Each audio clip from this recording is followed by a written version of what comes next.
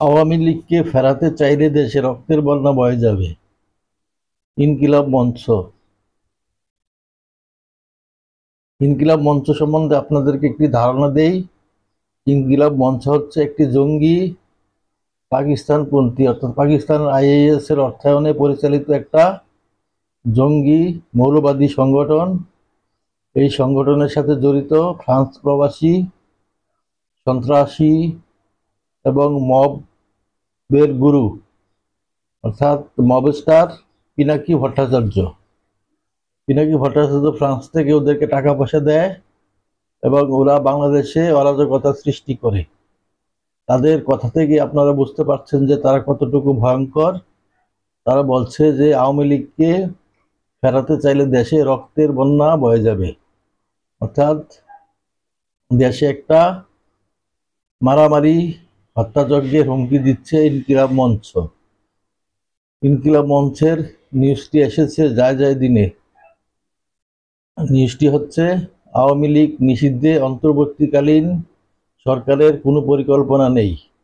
প্রধান উপদেষ্টা ডক্টর মোহাম্মদ ইউনূসের এমন বক্তব্য প্রত্যাহারের দাবি এবং আওয়ামী লীগকে নিষিদ্ধ ঘোষণার দাবিতে ঢাকা বিশ্ববিদ্যালয়ে বিক্ষোভ কর্মসূচি পালন করেছে শিক্ষার্থীরা।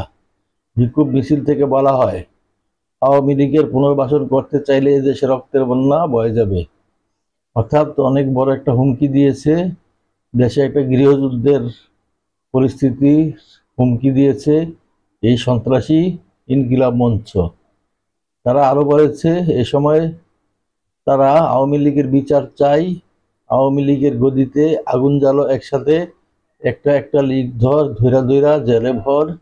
ইউনূস সাহেবের বক্তব্য প্রত্যাহার করতে হবে, গণহত্যার বিচার চাই, অবিলম্বে আওয়ামী লীগকে নিষিদ্ধ করতে হবে, আওয়ামী লীগের বিষ দাঁত ভেঙে দাও, ঘুরিয়ে দাও, শহীদেরা দিচ্ছে ডাক, আওয়ামী লীগ নিপাত যাক সহ আওয়ামী লীগকে নিষিদ্ধের দাবিতে বিভিন্ন স্লোগান দেয়।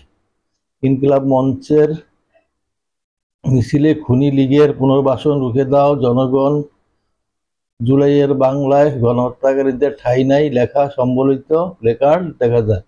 অর্থাৎ ইনকিলাব মঞ্চে খুনি লীগের পুনর্বাসন রুখে দাও জনগণ, জুলাইয়ের বাংলায় গণহত্যাকারীদের ঠাঁই নাই লেখা সম্বলিত প্লেকার্ড দেখা যায়।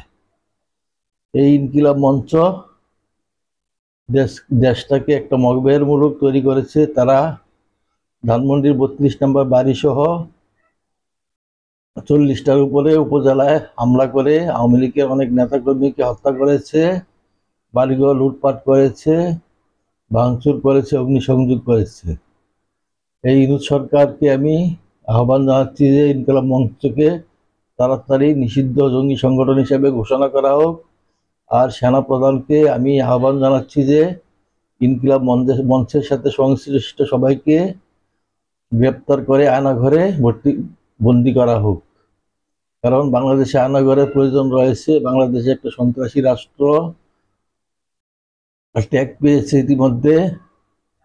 এই দেশকে বাঁচাতে হলে আমাদের সেনা প্রধানের উচিত যত জঙ্গি আছে আব্দুল্লাহ সারজিদ ইনকিলাব মঞ্চের যারা নেতা সহ তাদেরকে অতি সত্বর আয়নাঘরে বন্দি করা হোক, গ্রেপ্তার করা হোক এবং দেশে জরুরি অবস্থা ঘোষণা করা হোক। আর সেনা প্রধানের উচিত এখনই ক্ষমতা নিয়ে নেওয়া, কারণ দেশের পরিস্থিতি আস্তে আস্তে খারাপের দিকে যাচ্ছে, স্বাধীনতা ও সার্বভৌমত্ব হুমকির মুখে। আজকে পর্যন্তই। আসসালামু আলাইকুম ওয়া রাহমাতুল্লাহি ওয়া বারাকাতুহু।